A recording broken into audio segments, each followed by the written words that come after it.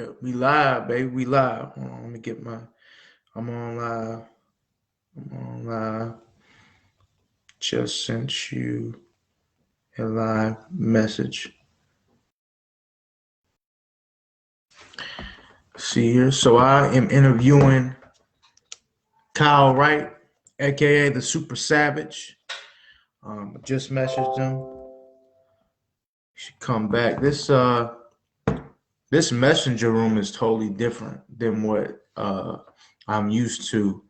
It's like when you're doing this, you got to learn how to like navigate all the technologies and figure out, how to work it all. Me and Kyle, we actually did this interview earlier. I tried to screen record on my phone. So we already did this interview. But unfortunately I wasn't able to get the volume up. I was trying to work it, but we're going to try to get Kyle back on, waiting on him right now. I'm on live. Let me copy it. Let me invite him again. See if he got it. If he didn't get it, let me see. Can I move this real quick? Okay, copy. People, settings. It's crazy. This technology for you. I'm like an old man in this thing. I'm trying to figure this thing out. Hold on, let me see. Did you get it? What's good, Ivan? How you doing, brother? I'm good, man. I'm trying to work on this technology, man. Like this is new stuff right over here. I usually do Zoom interviews, but this time I want to try something a little different. So I'm interviewing Kyle Wright. He is a mixed martial artist. He's fought the big dogs, man. He's fought Troy Kane, Craig Willingham Jr., Justin Harrell. I mean, the Don Terry Woods. Who else has this brother fought? Charles Payne. He's fought a lot of the big dogs, man. So shout out to Kyle Wright if he can get on. I might just end up calling him on here and then put him on the screen real talk. Let me see. Hold on a second. Hey, Kyle, were you able to get on?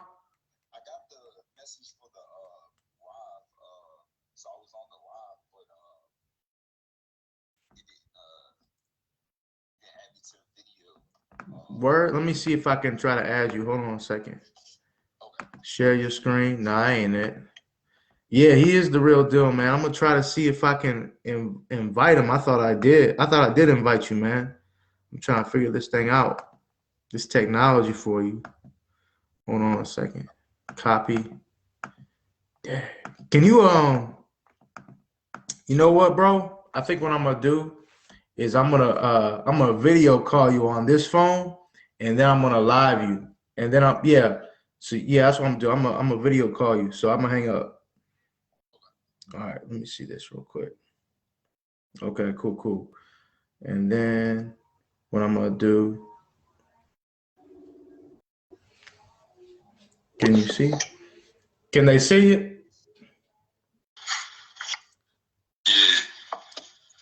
Can the people see? Are you there? Oh man. Yeah. All right, cool. Man, this is crazy, man. This technology for you. It's different right here, man.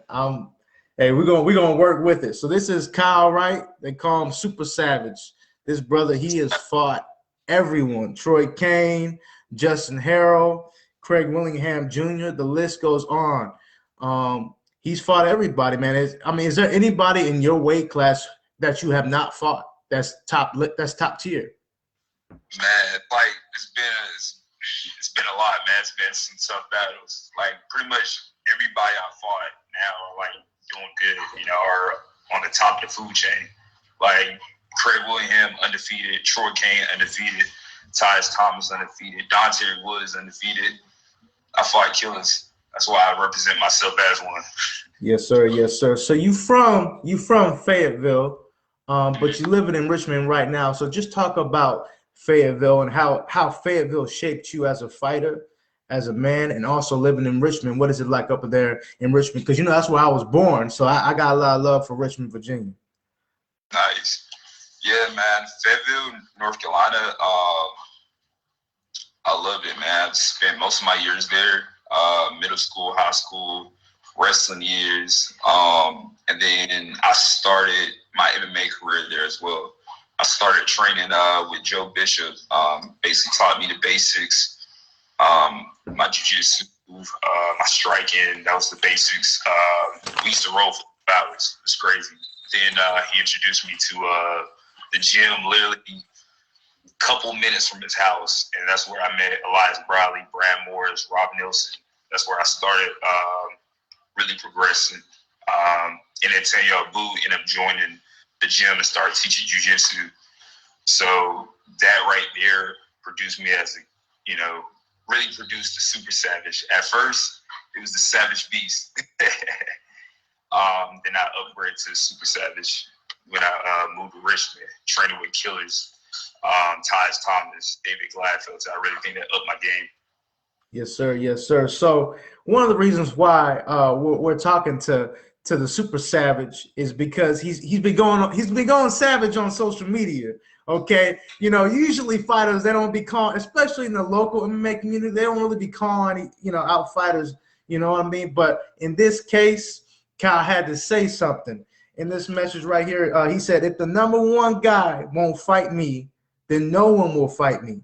Yeah, but he'll fight someone that I've already beaten 3 years ago when I was less experienced, less explosive, and less dangerous than I am now." There's not many real in this biz. So Kyle, what does that mean to you that the number one guy won't fight you? And also, when you speak on the fact that the real ones, when you talk about the real ones, you're really talking about how fighters aren't fighting each other anymore. Absolutely. It's definitely been frustrating. First and foremost, I just want to be active. I don't like cage rush. I think that affect me in some of my fights. I really want to be active. My coach want to be active. I just want to perform more. And I feel like I get better the more I'm in there. And for the past 3 years, I've been on short notice fights. I haven't had a camp that was like 3 weeks to more than 3 weeks to 2 weeks notice. Just trying to fight. And I felt like if I didn't call nobody out, I probably want to get a fight. And so my boy Charlie, One Way Pain, and he made a post, and he was like, because he's the number 2 guy, he was like, number 2 is not good enough. I saw number 1 guy, I was like, okay. And I already beat Charlie in the past, so I feel to myself that I'm the number 2 guy. And so, I tagged the guy in a post or whatever. He tried to overlook me and try to fight Charlie, and this guy is Shafier or something? Shafier. And right now he's number 1 middleweight, number 1 welterweight. And so respect. For my last ME fight, because this is definitely be my last ME fight. I'm going to go pro either June, July. So I really wanted to fight him, and I just felt some way when he try to say, yeah, I want to fight Charlie. I'm like, okay, but he's the number 2 guy. But I'm really the number 2 guy. I said no offense to Charlie, but I already beat Charlie 3 years ago when I was less explosive, less experienced. With a full camp, I'm your best bet. He wanted one more fight before he went pro. I wanted one more fight before I went pro. It was the fight to make, but he said he messaged me, he said he was on side of his coaches. My coach already gave me the green light with whatever. They just want me in there. They just want me to train in the gym and compete. It was just one way. Yes, sir. Yes, sir. So when you talk about, the great fighters or the good fighters not fighting the good fighters, one of the things that I was reading when I was reading the comments, you and Dontre Woods, y'all were going back and forth about like how once you're good as an amateur, it seems like other fighters don't want to fight you. Do you feel like one of the reasons why a lot of fighters don't want to fight is because just like in boxing, when somebody takes that L, they lose that hype train. People hop off that hype train. Just explain from your perspective why there aren't as many real ones in the game. Yeah, absolutely. It's just a lot of guys nowadays patented records. They're not built the same. Where I come from, amateur fights, you really want to test yourself those amateur fights. You suffer nothing, a couple of wear and tear. You know what I'm saying? Wear and tear, a couple of fights. But UFC don't care about your amateur record. PFL don't care about your amateur record. But some guys just want to pad the record. Some guys just want to take easy fights because they think it'll look good as a pro. They'll get signed by management teams pretty early. It's just their mentality. And, that's not my mentality. And I really wanted to fight Hunter because he's number one guy. I feel that I'm the number one guy, and I want to prove it. Hunter, the guys I fought, isn't on the caliber of Hunter, really. Isn't on, he don't go fighting undefeated guys. He don't go fight killers. The guys he fought, yeah, they're not on my level, my opponent's level.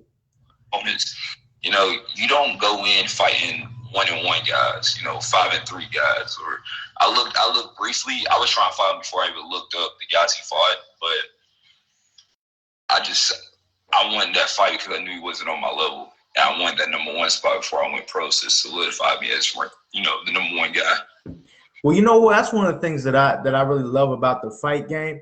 And I understand that mixed martial arts and boxing, they teach you about respect and being gracious and it teaches you all these things. But there's nothing like a call out. And so I got to just give you ups for this, man. Like, just speak on the call out culture. What do you think about fighters calling out each other like you're doing right now? And do you feel like it's necessary for the sport? Because for me as a journalist, I love it, and I know the fans love it. But what is your perspective on fighters calling out other fighters for a fight? It definitely brings more attention into the fight. People looking more forward to the fight, sells more tickets. I haven't called out anybody really since like beginning my amateur career because I was on a point where I was trying to stay humble, but I just realized like that wasn't me. Like I'm at the best when I bring the intensity, and also like I just feel like not that people forgot about me, but I've been quiet. People are like like where's Kyle Wright been? Where's Super Savage been? I'm still here. I'm just trying to get a fight, but it's been hard. So I feel like I had to, and I feel like some fighters got to, have to put themselves out there and call out. And I'm the type I will call out, soup can or scrub. Like I saw the number one spot. I wanted that. You call out the best. Yeah, the number two guy, I already fought him. I already beat him. If he wanted a rematch, I will probably fight him as a pro, whatever. But I love Charlie's cool. Me and Charlie's cool. It just will be competition. But I didn't want to go and fight somebody I beat when I was less experienced, less explosive. You know what I'm saying? I'm leveling out. That's why I want that number one guy. Yes, and I'm the number two guy. So why not fight me number one? You know what I'm saying? You got one more fight. This would be a good test for you. This would be a good test for me. Win or lose, honestly. Absolutely, absolutely. So where can the people, I see Ivan Pacheco, that's my brother. Where can the people see your fights on YouTube? Yeah, YouTube. I got a lot of fights on YouTube. Pretty much most of my fights on YouTube.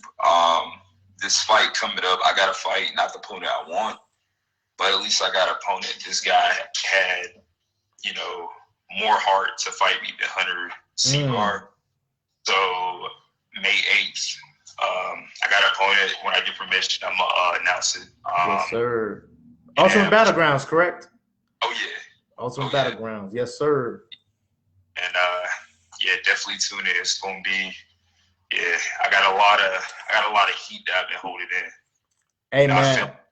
I really feel like a super savage, a beast, hibernating and just being locked up in a cage, and I'm ready to let it out. This is the first full camp I had in 3 years, so it's gonna be fireworks. Yes, and I want to see more of me. I'm looking to go pro fight after, then another fight 5 weeks after. I'm trying to take off. Yes, sir. Yes, sir. So last thing. both you and me, we know Craig Willingham Jr. You fought him. I interviewed him. He made a post, and he wasn't. And just for the record, he was not talking about himself specifically. He cleared that up on a Facebook post. But he talked about everyone wants to make money off of these athletes, MMA fighters, with little to no support. My advice to the young fighters is that not all sponsors are good sponsors, and all management ain't good management. In fact, most of them aren't. And if you have a vision, keep it to yourself and develop it on your own, because most people don't want to help. They want to see how they can benefit off of it. From your perspective, like, how can the sponsors and the management help fighters so fighters don't feel that they're just being taken advantage of in the local MMA community?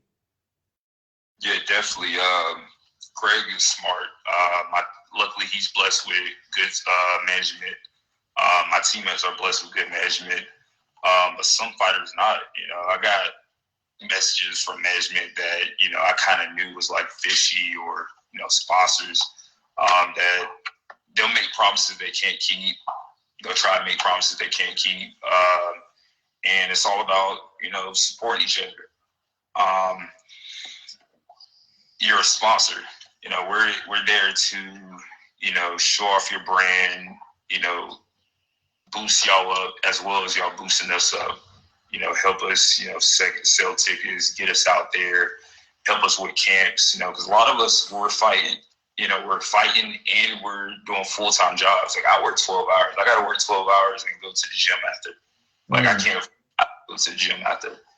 And some working more hours than me a day. So, as a community, we need to stick together. We really need to, help each other grow and not bring each other down, and not just use this as stepping stools. Yes, sir. Absolutely. So how can the fighters help each other in promoting each other more, and also the media, somebody like myself, how can we work together to make sure that the fighters get the recognition that they deserve? Honestly, definitely with fighters, I like how a lot of us are now. It's like, I train with guys I, fought before. Like, I went up to Team Lloyd Irvin's with me and Ty. Me and Ty went to Team Lloyd Irvin, and we were up there and trained with Craig. He came down, trained with us. A couple of Diego Bispo guys trained with us. Cross train, and we really help each other grow, and that's the way it should be. Yeah, we fight, but at the end of the day, we're all in this together.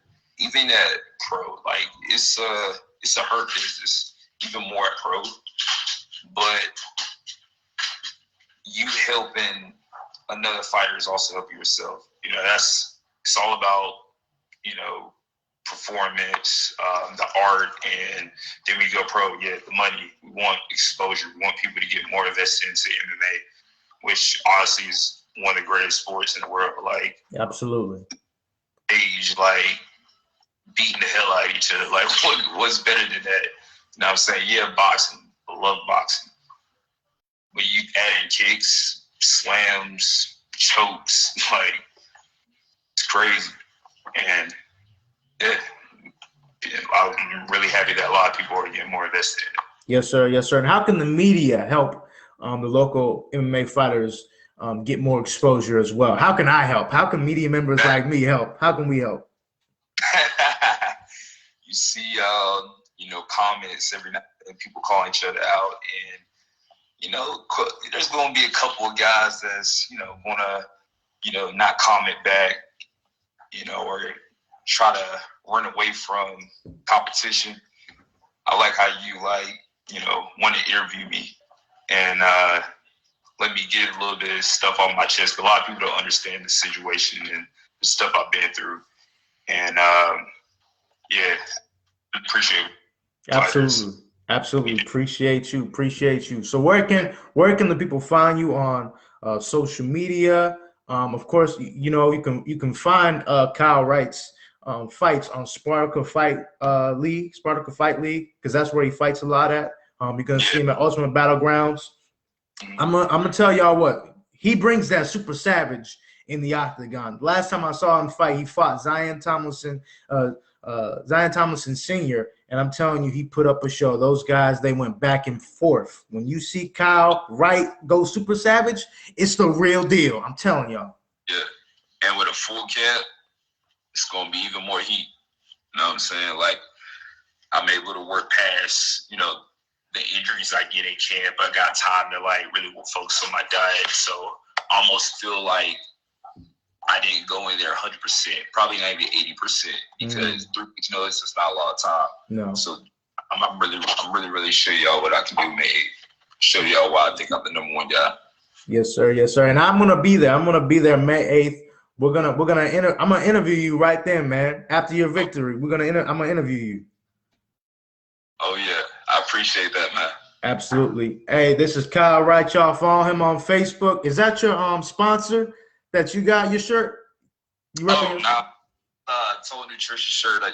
I used to go to Total Nutrition all the time and get my supplements over there in North Carolina. Too bad they don't have any in here, so I'll go to the GNC.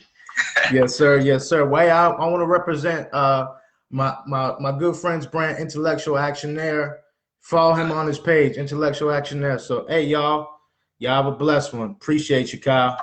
Appreciate you, man.